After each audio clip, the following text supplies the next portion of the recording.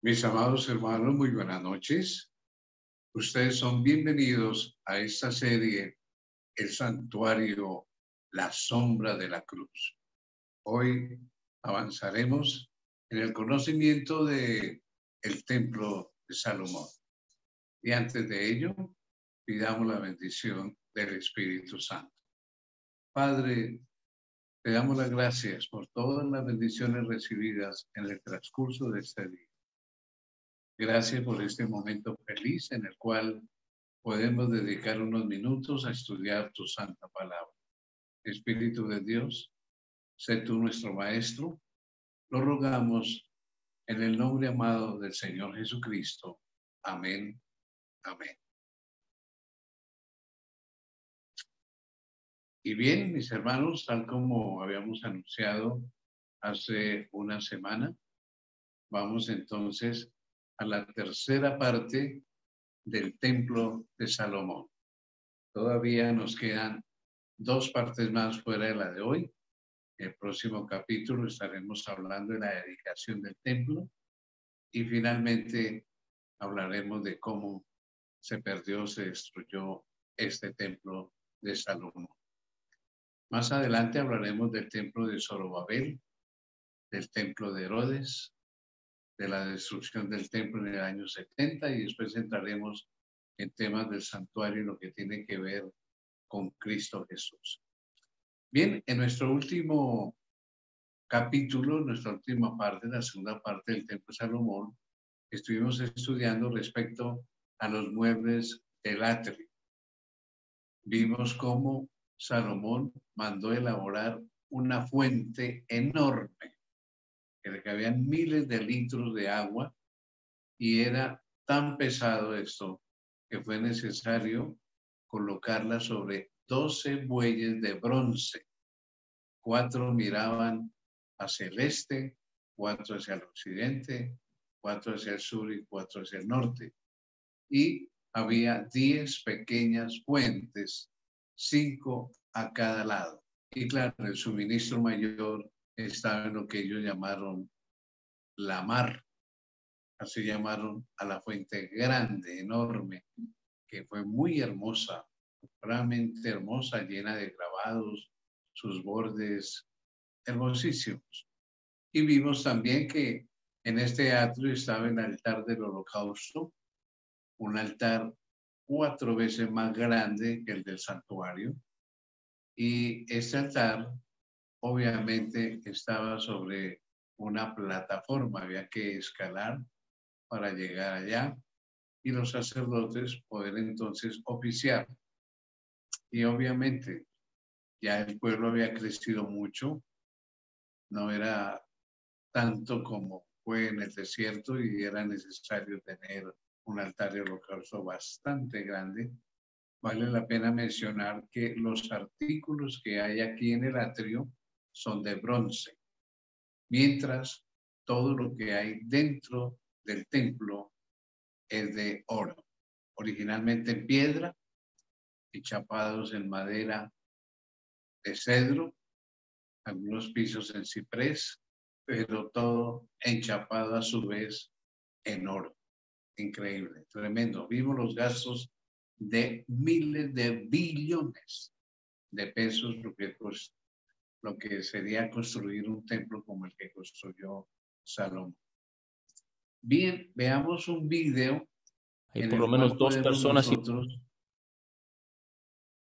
conocer un poco mejor cómo fue que quedó el templo de Salomón de acuerdo a lo que la escritura menciona, los datos que nos da, porque nunca hubo ni fotografía, ni dibujos, ni siquiera escombros arqueológicos. Entonces, todo esto ha sido imaginación de artistas basados en los datos que nos da la palabra de Dios. Veamos pues a continuación este vídeo que va a ser una gran demostración para poder comprender lo que hemos estado estudiando.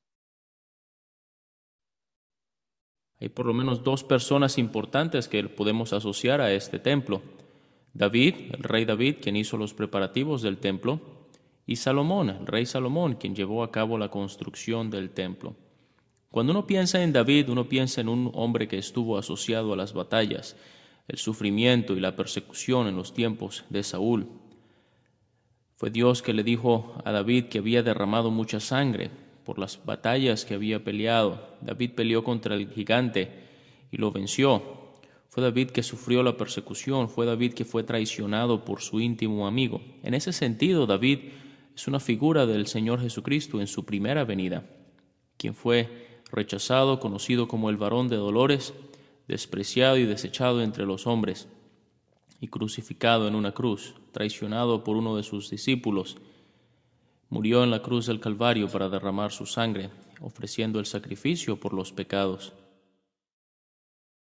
Pero Salomón es el rey que está asociado a la gloria y la fama. Durante el reino de Salomón hubo paz y justicia para Israel. El pueblo de Dios llegó a la cúspide de su grandeza durante el tiempo de Salomón. Salomón entonces es figura del Señor Jesucristo en su segunda venida, su venida en gloria y en el reino milenario. La promesa del templo. Antes de entrar en la tierra prometida, Dios le prometió al pueblo de Israel que una vez entraran y conquistaran sus enemigos y habitaran seguros, habría un lugar de adoración. Era un lugar que iba a ser distinto al tabernáculo, que para ese entonces estaba en pie. Sin embargo, también notamos que hay muchas semejanzas entre el templo y el tabernáculo. Notemos algunas de ellas. Ambos tenían los mismos tipos de muebles. Tenían altar, fuente, candelero, mesa de la proposición, altar de incienso y arca del pacto. Los metales con que se fabricaron eran los mismos: oro, plata y bronce. Estaban divididos en tres partes: el atrio, el lugar santo y el lugar santísimo.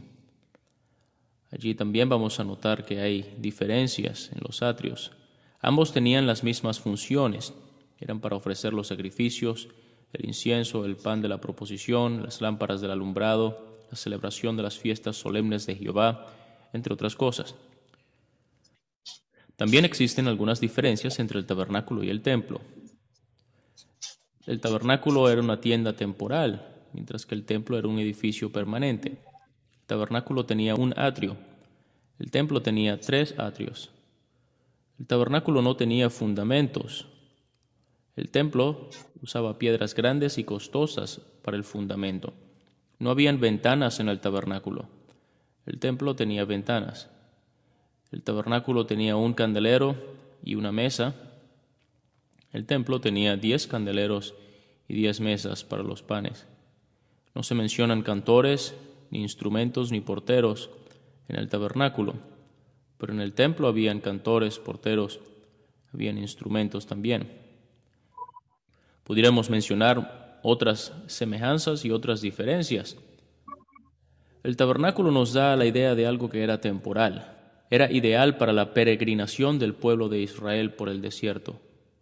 Una vez en la tierra prometida, Dios les dio algo con un carácter permanente: el templo. Esto nos puede hacer entender el por qué el escritor a los Hebreos utiliza el tabernáculo al escribir su libro y no el templo. Porque uno de los propósitos del libro de Hebreos es mostrar el carácter temporal de la ley, de los sacrificios y del sacerdocio de Israel. Y para esto, ¿qué mejor ejemplo que utilizar el mismo tabernáculo, el cual estaba asociado con todas estas verdades, pero que tenía un carácter para el judío como algo temporal? El propósito del templo. En el templo eran ofrecidos los sacrificios descritos en el libro de Levítico. También era para la celebración de las fiestas de Jehová. El templo era el lugar de la morada de Dios, donde Dios había puesto su nombre. Los judíos estarían en lo cierto al decir que en Jerusalén es el lugar donde se debe adorar, como leemos en Juan capítulo 4 y versículo 20.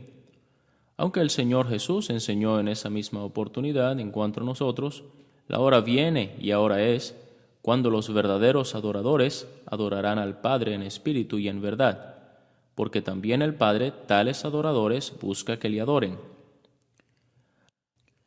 El templo es utilizado en el Nuevo Testamento para ilustrarnos al menos 4 verdades. Es una figura del Señor Jesucristo. El Señor Jesucristo Jesús dijo en Juan capítulo 2, versículo 19, destruid este templo y en 3 días lo levantaré. Los judíos pensaron que se refería al templo físico que estaba construido, que era el templo de Herodes. Sin embargo, el Señor Jesucristo estaba hablando acerca de su propio cuerpo. Es también una figura de la iglesia local. En 1 Corintios capítulo 3, versículos 16 y 17, leemos, ¿no sabéis que sois templo de Dios y que el Espíritu de Dios mora en vosotros? Si alguno destruyera el templo de Dios, Dios le destruirá a él, porque el templo de Dios, el cual sois vosotros, santo es. No se está refiriendo, por supuesto, al edificio donde se congregan, sino al grupo de personas que se reúnen, que es la iglesia. En 1 Corintios capítulo 6, versículo 19, el templo es utilizado como figura del cuerpo del creyente. ¿O ignoráis que vuestro cuerpo es templo del Espíritu Santo, el cual está en vosotros, el cual tenéis de Dios y que no sois vuestros, porque habéis sido comprados por precio? Glorificad, pues, a Dios en vuestro cuerpo y en vuestro espíritu, los cuales son de Dios. En Efesios capítulo 2, versículos 19 al 22, vemos que el templo también es utilizado como una figura de la Iglesia universal, porque dice, así que ya no sois extranjeros ni advenedizos, sino conciudadanos de los santos y miembros de la familia de Dios, edificados sobre el fundamento de los apóstoles y profetas, siendo la principal piedra del ángulo Jesucristo mismo, en quien todo el edificio, bien coordinado, va creciendo para ser un templo santo en el Señor, en quien vosotros también sois juntamente edificados para morada de Dios en el Espíritu. Además de esto, el templo puede ser una figura del cielo, como aquello que está lleno de gloria y que es permanente. La posición del templo. El templo fue construido en el monte Moria, como lo dice 2 de Crónicas 3 y 1. Comenzó Salomón a edificar la casa de Jehová en Jerusalén, en el monte Moria, que había sido mostrado a David su padre, en el lugar que David había preparado en la era de Ornán Jebuseo. Era en este mismo lugar donde Abraham había ofrecido a su hijo Isaac, y donde David edificó el altar y ofreció el sacrificio para detener la mano del ángel de Jehová que destruía la ciudad de Jerusalén. En este lugar, Moria, aprendemos lecciones muy importantes sobre el sacrificio. En la historia de Abraham aprendemos el costo tan alto del sacrificio, ya que tenía que ofrecer a su único y amado hijo. En la historia de David aprendemos de la satisfacción de la justicia divina, cuando el ángel de Jehová detuvo su mano y paró la mortandad en Jerusalén. Ambas historias nos proyectan el sacrificio costosísimo de Cristo sobre la cruz, donde la justicia de Dios quedó plenamente satisfecha. Es allí donde se ofreció el sacrificio que estaría el lugar de adoración para la gloria de Dios. Los preparativos del templo. David preparó lo necesario para el templo, lo dejó todo listo. Ahora uno se pregunta, ¿de dónde vino toda esta riqueza que fue utilizada para la construcción del templo? Fue de las muchas conquistas que David tuvo a lo largo de su reinado. El botín que David ganaba en cada victoria fue guardado para ser usado para la gloria de Dios. Así debe ser con nuestras vidas. Como dice Pablo, pero por la gracia de Dios soy lo que soy, y su gracia no ha sido en vano para conmigo. Antes he trabajado más que todos ellos, pero no yo, sino la gracia de Dios conmigo. David nos enseña esta gran lección. No buscaba la gloria de los hombres, ni llevarse el crédito de sus victorias. Todo lo puso a la disposición de Dios para que fuera usado para su gloria. Él dijo, todo es tuyo, y de lo recibido de tu mano te damos. Mostremos cuánto costó hacer este templo tan maravilloso. En 1 de Crónicas, capítulo 22 y versículo 14, se menciona lo que David había guardado durante todos esos años, 100,000 talentos de oro. El tesoro de David, en Primera de Crónicas 29, David dio 3,000 talentos de oro y los jefes del pueblo dieron 5,000 talentos. Un talento de oro son 34 kilogramos, lo que daría un total de 3,672,000 kilogramos de oro. En cuanto a la plata, fueron 1,000,000 de talentos de plata que habían en los tesoros de Israel. David puso de su tesoro 7,000 talentos y los jefes del pueblo 10,000 talentos. Esto da un total de 1,017,000 talentos. Multiplicado por 34 kilogramos por cada talento, son 34,578,000 kilogramos. De acuerdo al sitio web goldprice.org, 1 kilogramo de oro son $47,956 estadounidenses. 1 kilogramo de plata son $564 estadounidenses. Lo que da a entender que en oro, Salomón utilizó un total de $176,094,432,000 estadounidenses. En plata fueron $19,501,992,000 estadounidenses. La fortuna que costó construir el templo no puede ser comparado con nada. Es por eso que nunca en la historia de la humanidad ha sido construido un edificio tan valioso. David tenía razón al decir: la casa que se ha de edificar a Jehová ha de ser magnífica por excelencia, para renombre y honra en todas las tierras. Los planos del templo. Por último, ¿de dónde provinieron las instrucciones para construir el templo? Alguien pudiera juzgar equivocadamente qué fueron las ideas de David que dieron forma a este maravilloso edificio. De ninguna manera. Era la casa de Dios. Así que Dios daría las instrucciones. Todas estas cosas, dijo David, me fueron trazadas por la mano de Jehová, que me hizo entender todas las obras del diseño. David entregó a Salomón los planos con todas las instrucciones que Dios le había dado para construir el templo. De la misma manera, Dios ha dado las instrucciones sobre el funcionamiento y carácter de la iglesia, no para nosotros introducir nuestras ideas, sino para obedecer los mandamientos de Dios conforme Él nos lo ha dado en su palabra.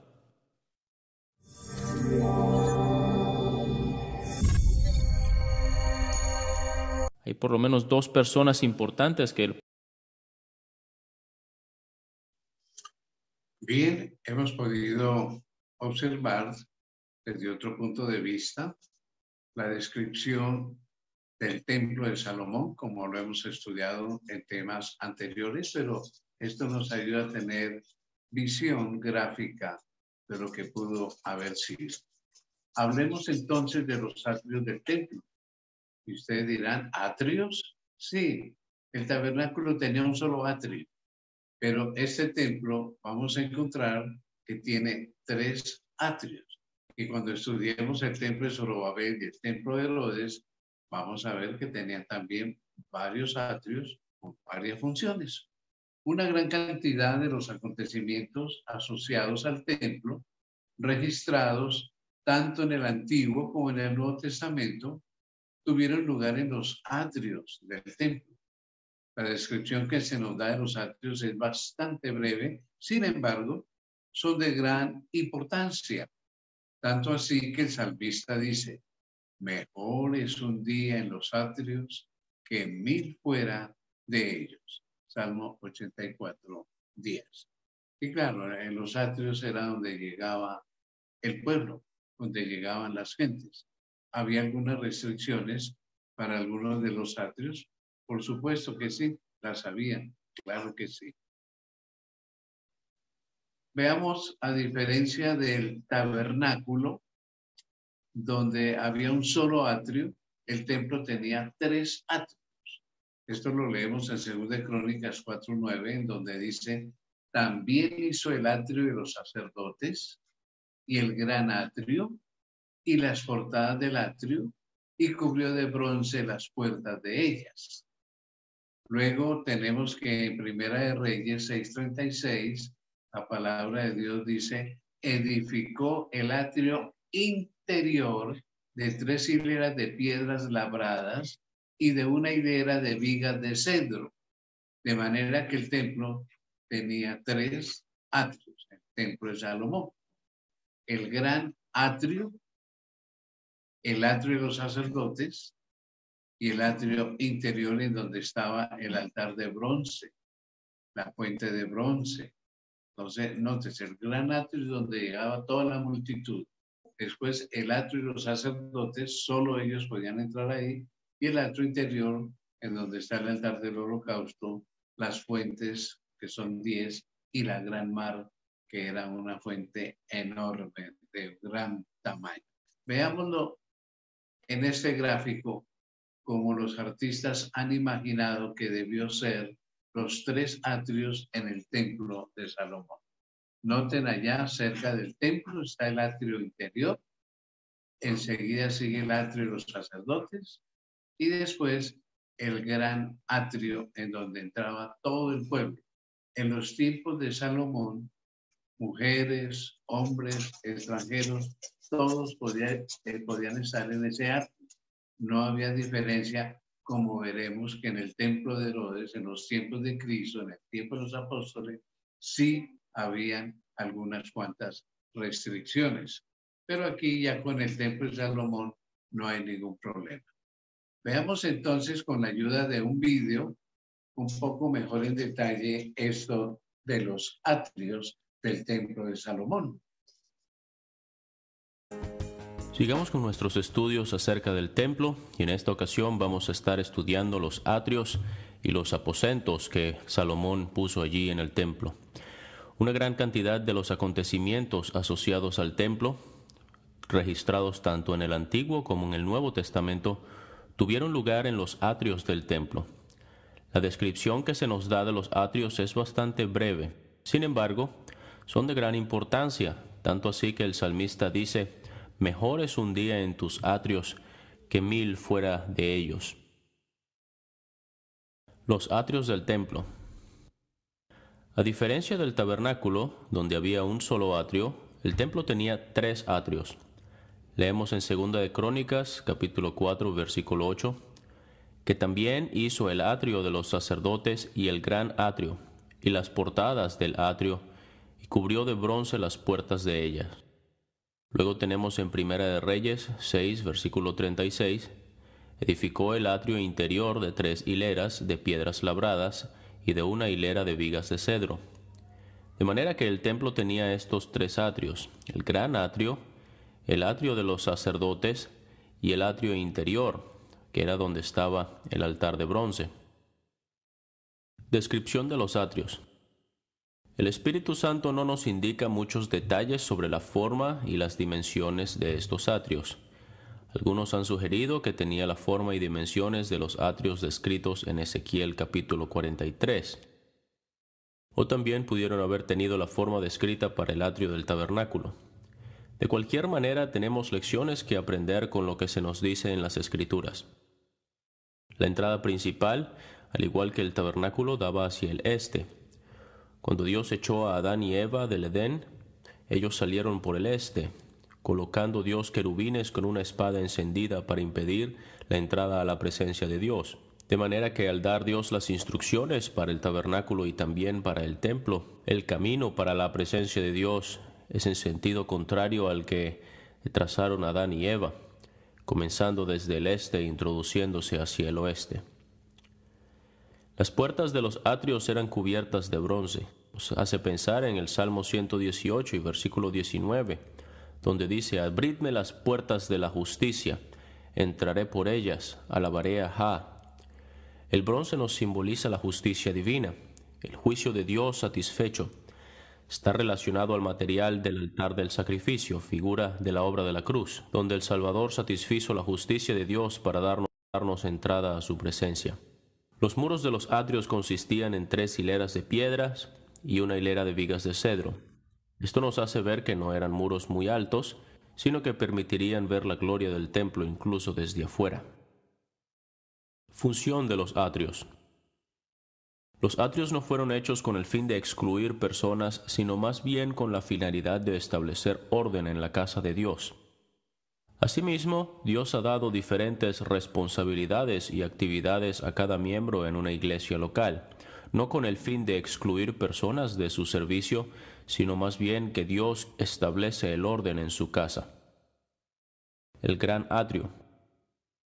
Un gran atrio nos hace pensar en un lugar donde hay espacio para todos. Era grande con el fin de invitar al pueblo de Israel a acercarse al templo para disfrutar de la presencia de Dios. Es posible que una de las funciones del gran atrio sea la descrita en Isaías capítulo 56, versículo 7, porque mi casa será llamada casa de oración para todos los pueblos. Este fue el versículo que el Señor Jesucristo citó cuando echó a los cambistas y mercaderes del atrio del templo. Lo hizo al principio de su ministerio, y luego 3 años después, al final de su ministerio, lo tuvo que volver a hacer porque habían regresado. Con qué facilidad los negocios habían sustituido la oración en el templo de Dios. Lo mismo ocurre en nuestras vidas. Como distracciones y otras cosas pueden sustituir la oración en nuestra vida. Con mucha frecuencia nuestra vida de oración es la que más sufre. Por mucho que nos proponemos orar más, cualquier eventualidad que ocurra en nuestra vida somos propensos a siempre sacrificar nuestro tiempo de oración por otras cosas. La intención de Dios no es que la oración fuera una parte opcional de nuestra vida espiritual, sino que fuera una parte esencial de nuestra vida espiritual. El atrio de los sacerdotes. La tribu de Leví fue la tribu designada por Dios para el sacerdocio. Dentro de la tribu de Leví, la familia de Aarón fue la escogida por Dios para el servicio de las cosas más santas, los sacrificios, el incienso, las lámparas, etc. Durante la travesía del pueblo de Israel por el desierto, los demás levitas que no eran de la familia de Aarón tenían el cargo de trasladar el tabernáculo. Eran 3 familias, Coat, Merari y Gersón, cada una con diferentes responsabilidades. Una vez que el pueblo entró en la tierra prometida y el tabernáculo no necesitaba ser trasladado, estos levitas ya no tenían ninguna responsabilidad en el servicio de la casa de Dios. No es el deseo de Dios que sus siervos estén inactivos. Por lo tanto, Dios le ordenó a David que organizara a los levitas en nuevas responsabilidades en el templo. Leemos en Primera de Crónicas, capítulos 23 al 26, que David designó a algunos para ser músicos, otros para ser porteros y otros para la administración de los tesoros de la casa de Dios. Coré fue el hombre que lideró una rebelión contra Moisés y Aarón en Números capítulo 16. Coré no estaba contento con el lugar que Dios le había dado en su servicio y quería usurpar la posición de Aarón como sumo sacerdote. Sin embargo, los hijos de Coré no siguieron a su padre en su rebelión, y fue la descendencia de Coré la que tuvo la responsabilidad como porteros en la casa de Dios. Los hijos de Coré escribieron el Salmo 84, donde dice: «Escogería antes estar a la puerta de la casa de mi Dios que habitar en las moradas de maldad». Que aprendamos de los hijos de Coré a estar contentos con el lugar que Dios nos ha dado para servirle, en vez de pecar tratando de ocupar el lugar de otro. El atrio interior. Allí era donde estaba el altar de bronce, por lo que podríamos asociar el atrio interior a la adoración. El altar ocupaba el centro de ese atrio, el cual es figura de la obra de Cristo en la cruz. Cuán importante es la obra del Calvario en la adoración, es central. El rey Acaz fue el rey perverso que colocó un altar idólatra en el atrio y desplazó el altar de bronce. Fue la ruina para el pueblo, y fue este mismo rey que cerró las puertas del templo para que no hubiese adoración. Una gran lección para nosotros. Qué peligro desplazar la obra de la cruz de nuestra adoración. Hacer esto terminará con la adoración por completo. Los aposentos. Los aposentos son descritos en Primera de Reyes capítulo 6, versículos 5 al 6, donde dice: «Edificó también junto al muro de la casa aposentos alrededor, contra las paredes de la casa alrededor del templo y del lugar santísimo, e hizo cámaras laterales alrededor. El aposento de abajo era de 5 codos de ancho, el de en medio de 6 codos de ancho, y el tercero de 7 codos de ancho, porque por fuera había hecho disminuciones a la casa alrededor, para no empotrar las vigas en las paredes de la casa. Estos aposentos rodeaban el santuario por los lados y por la parte de atrás. Eran 3 pisos, cada uno de 5 codos de altura, y la anchura es descrita allí en el versículo 6, uno de 5 codos, otro de 6 codos y el otro de 7 codos de ancho. Una de las funciones de los aposentos era la de guardar los tesoros de la casa de Jehová. De la gran riqueza que David preparó para el templo, parte fue usada para la construcción del templo y otra parte guardada en estos aposentos. Así lo leemos en Primera de Reyes, capítulo 7 y versículo 51. Metió Salomón lo que David su padre había dedicado, plata, oro y utensilios, y depositó todo en las tesorerías de la casa de Jehová. Más adelante en la historia de los reyes de Judá hubo momentos en que el enemigo amenazó con atacar la nación, y los reyes sacaron los tesoros de la casa de Dios y los dieron al enemigo para mantener la paz. No confiaron en Dios. Es triste ver cómo el mundo amenaza las iglesias con sus ideologías, y las iglesias están dispuestas a comprometer verdades y doctrinas que son tan preciosas para el creyente y para Dios, con el fin de conservar la paz. Son tesoros dados al enemigo. Se empobrece la iglesia al querer conformarse con el mundo. Estos aposentos, que eran usados como almacenes de tesoros, también nos enseñan en cuanto a nuestra mente, que es nuestro almacén de información. ¿Qué guardamos allí? El Señor nos ayude a almacenar tesoros preciosos de la palabra de Dios, para que seamos como aquel hombre bueno del cual el Señor Jesús habló, el cual del buen tesoro del corazón saca buenas cosas.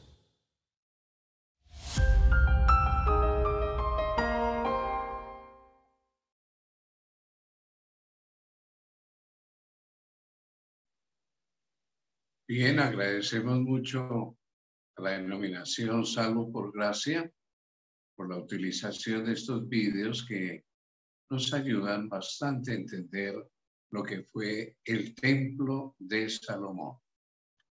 Según lo escrito en la Torá usted sabe que es los 5 primeros libros de la Biblia, y así la llaman los judíos. La construcción del templo de Salomón se realizó en el siglo X antes de Cristo, o sea, en el año 960 antes de Cristo. Quiere decir, pues, que fue aproximadamente unos 500 años después del tabernáculo, después de la salida de Egipto, aproximadamente. Demoró 7 años la construcción de este templo, pero hubo otros edificios, y estos edificios sí demoraron 20 años, que fue entre otros el palacio para Salomón. Vamos a leer de Primera de Reyes, capítulo 7, versículos 1 al 11, la descripción que hace la palabra de Dios respecto a esos otros edificios de Salomón. Después de que Salomón terminó de construir el templo, comenzó a edificar su palacio, el cual terminó en 13 años, y 7 que llevaba con el templo, fueron 20 años de construcción. Luego construyó otro palacio, al que llamó Bosque del Líbano. Medía 45 metros de largo, 22 metros de ancho y 14 metros de alto. Estaba sostenido por 4 hileras de columnas de cedro, las cuales sostenían las vigas de cedro. 45 columnas divididas en 3 grupos de 15 columnas cada uno sostenían el techo de tablas de cedro. Además, había 3 hileras de ventanas, una frente a la otra. Las puertas y los postes eran cuadrados. Y sigue diciendo el relato bíblico, Salomón mandó hacer también un pórtico de columnas que medía 22 metros de largo y 14 metros de ancho. Grande, ¿no? Enfrente había otro pórtico con sus columnas y su techo de madera. Mandó hacer también el pórtico del trono en donde juzgaba, el cual era conocido como pórtico de justicia, y de arriba abajo lo recubrió de cedro. En su palacio había un pórtico semejante al primero. Allí Salomón construyó para la hija del faraón un palacio semejante al suyo, pues la había tomado por esposa. Sigamos leyendo. Toda la construcción se hizo con piedras de gran calidad porque estaban cortadas con sierras y ajustadas a la medida, tanto por dentro como por fuera, y desde los cimientos hasta las cornisas y por fuera hasta el gran atrio. Los cimientos estaban hechos con grandes bloques de piedra de primera calidad. Unos bloques medían 4,5 metros y otros medían 3,5 metros. Toda la construcción era de piedras de primera calidad, cortadas a la medida y recubiertas de madera de cedro. Así que tenemos un amplio registro de lo que fue el palacio de Salomón. O sea, edificaciones adjuntas al templo que le tomaron 13 años para edificar. Hay personas que mediante estas descripciones de la palabra de Dios han tratado de imaginar cómo pudo haber sido ese complejo del Palacio de Salomón. Veámoslo en la siguiente gráfica, una idea de lo que pudo haber sido el templo, lo tenemos a la derecha, y el Palacio de Salomón a la izquierda. Ustedes pueden ver el gran atrio allá, donde se ven los punticos de las personas. Y entonces el Palacio de Salomón está aquí a la izquierda. Ahí podemos ver en el fondo lo que él llamó la ciudad del bosque del Líbano. Así le dio ese nombre porque estaba hecho de mucho cedro traído del Líbano. Está el pórtico del trono, está el pórtico de la columna, está también el Palacio de Salomón, es lo último que hay a la izquierda. Miren ustedes a la izquierda, allá en el fondo, ese es el Palacio de Salomón, y bien en la esquinita está lo que fue la casa de la hija de Faraón, que fue la esposa de Salomón. Y obvio, este no fue el plan de Dios, que él se casara con una persona que no fuera de su pueblo. Ahí Salomón desobedeció. Leamos algunos comentarios de Profetas y Reyes del Espíritu de Profecía en su capítulo 3, respecto justamente a las actividades y la actitud de Salomón después de que construye el templo y después de que construye su palacio y después de que construye la casa para su esposa, hija del faraón, la egipcia. Y dice entonces la revelación: mientras Salomón exaltó la ley del cielo, Dios estuvo con él y le dio sabiduría para gobernar a Israel con imparcialidad y misericordia. Al principio, aun cuando obtenía riquezas y honores mundanales, permaneció humilde y grande fue el alcance de su influencia.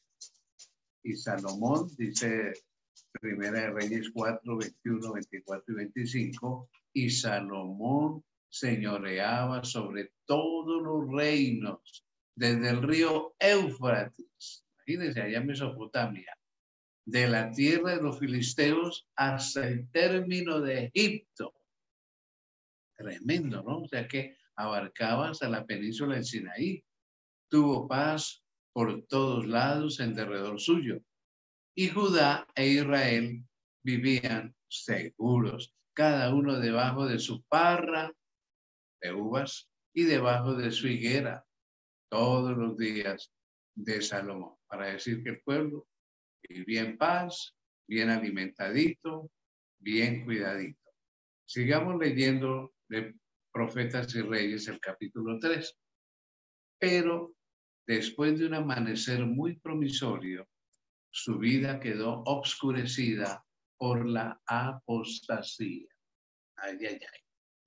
La historia registra el triste hecho de que el que había sido llamado Jedidía, que quiere decir amable a Jehová, según 2 Samuel 12:25, el que había sido honrado por Dios con manifestaciones de favor divino tan notables que su sabiduría e integridad le dieron fama mundial de ese tiempo, el que había inducido a otros a loar al Dios de Israel, se desvió del culto de Jehová para mostrarse o postrarse ante los ídolos de los paganos.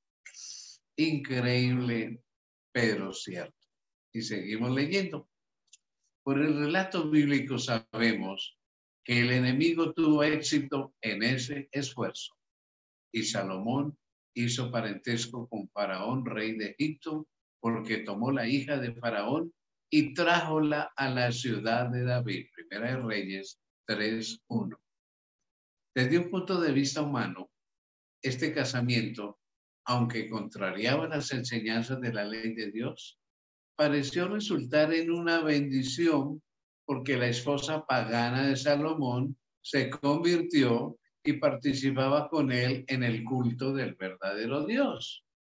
Además, Faraón prestó un señalado servicio a Israel al tomar a Geser, matar a los cananeos que habitaban la ciudad y darla en dono regalo a su hija, la mujer de Salomón, según dice Primera de Reyes 9:16.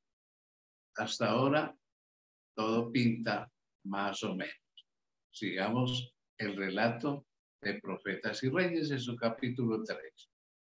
Tan gradual, o sea, poquito a poco fue la apostasía de Salomón, que antes de que él se diera cuenta de ello, se había extraviado lejos de Dios. Casi imperceptiblemente comenzó a confiar cada vez menos en la dirección y la bendición divinas y cada vez más en su propia fuerza. Poco a poco fue rehusando a Dios la obediencia inquebrantable que debía ser de Israel un pueblo peculiar y conformándose cada vez más estrechamente a las costumbres de las naciones circundantes. Cediendo las tentaciones que acompañaban sus éxitos y sus honores, se olvidó de la fuente de su prosperidad. Se olvidó de Dios. Grave el asunto. Continúa el relato inspirado.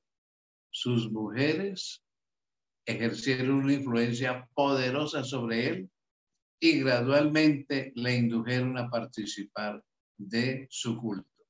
Recordemos que él tuvo alrededor de 1,000 mujeres. ¡Qué colección! Salomón había despreciado las instrucciones que Dios había dado para que sirviesen como barrera contra la apostasía y llegó a entregarse al culto de los dioses falsos. ¡Qué horror!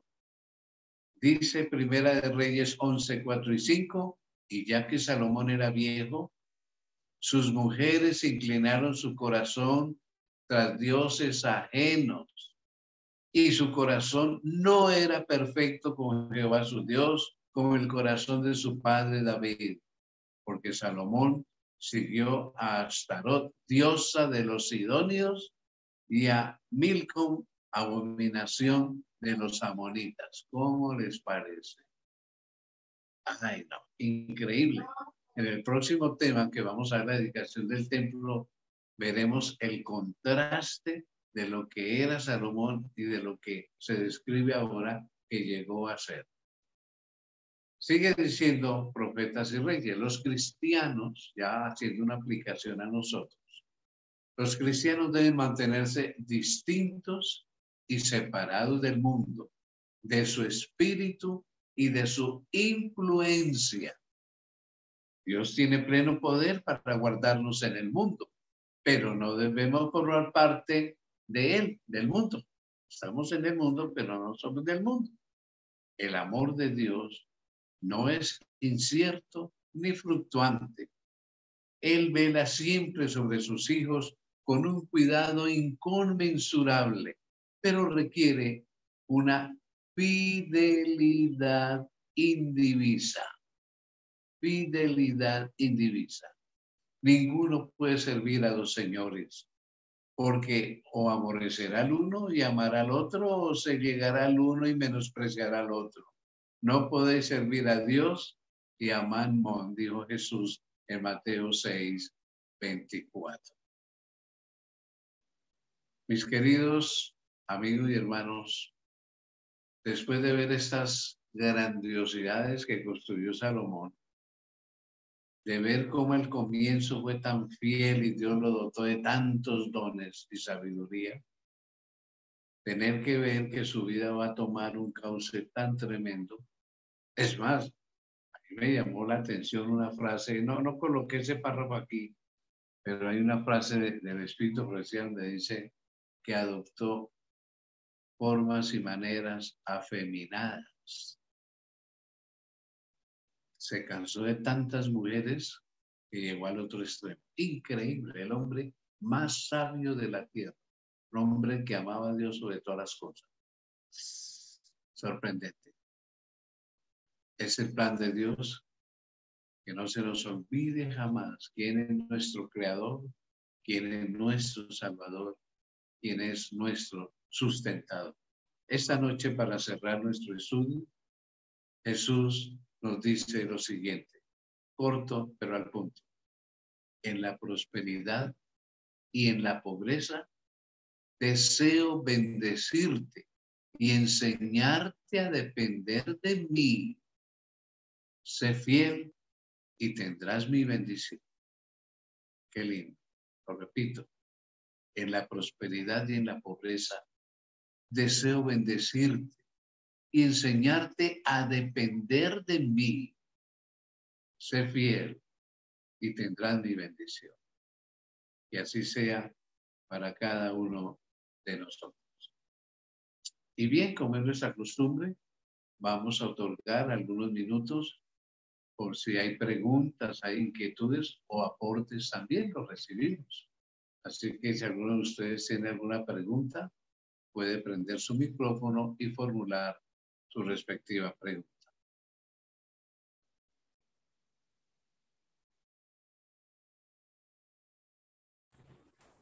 Bien, Sí, parece que pastor. sí. Sí, hola, yo tengo una pregunta. Buenas noches. Esto, la relación de los sacerdotes y sumos sacerdotes con la gente era, ¿cómo era el contacto ahí? O los sacerdotes entraban al templo por otro lado, o ellos tenían contacto cercano Muy buena su cuando pregunta, entraban ingeniero. al templo. El ingeniero Fernando Jaime, ¿sigue en Cúcuta? Sí, señor, aún. Muchas gracias por conectarse con nosotros. El trato de los sacerdotes con el pueblo era bastante estrecho, empezando que hasta donde el relato bíblico nos da a entender, había una sola entrada para entrar a los atrios. Entonces ellos entraban con el pueblo, posiblemente conversaban con ellos, solo que ellos seguían a un atrio enseguida donde ya el pueblo no podía entrar. Y ya en los tiempos de Cristo, pues todavía, como ya vamos a estudiar, diferentes las cosas, porque hasta cierto punto llegaban todos, hombres, mujeres y extranjeros. Y ya en el siguiente patio, hombres y mujeres, y después solo hombres y después solo sacerdotes. Pero siempre, parece, entraban en ese templo de Salomón por una sola puerta. Entonces eso nos da a entender de que había mucha relación, mucha amistad. De hecho, ellos vivían en el pueblo. No tenían, como fue en el tabernáculo, unas carpas aparte alrededor del tabernáculo. No, aquí vivían en Jerusalén, entonces su relación fue muy directa con el resto del pueblo. ¿Contesté su pregunta? Sí, pastor, gracias. ¿Alguien más tiene alguna inquietud?